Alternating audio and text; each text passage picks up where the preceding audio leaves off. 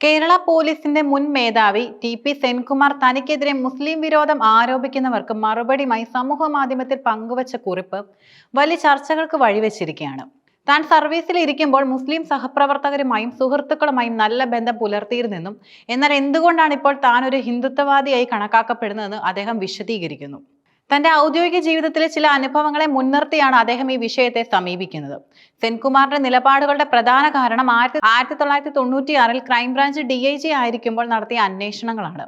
ജംഇയ്യത്തുൽ ഇസ്ലാമിയ എന്ന തീവ്രവാദ ഗ്രൂപ്പിന്റെ പ്രവർത്തനങ്ങളെക്കുറിച്ച് അന്വേഷിച്ചപ്പോൾ ഇന്ത്യ ഒരു ഇസ്ലാമിക് രാഷ്ട്രമാക്കുക എന്നതായിരുന്നു അവരുടെ ലക്ഷ്യമെന്ന് താൻ മനസ്സിലാക്കിയെന്ന് അദ്ദേഹം പറയുന്നു.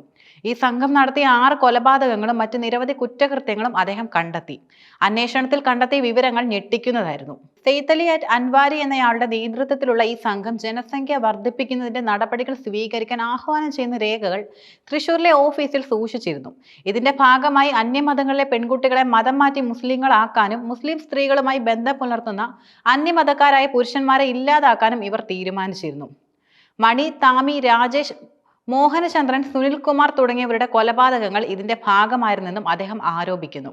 ഈ കേസുകളിൽ മിക്കതിലും 2018-19 കാലഘട്ടത്തിൽ വിധി വന്നതായും അദ്ദേഹം ചൂണ്ടിക്കാട്ടി.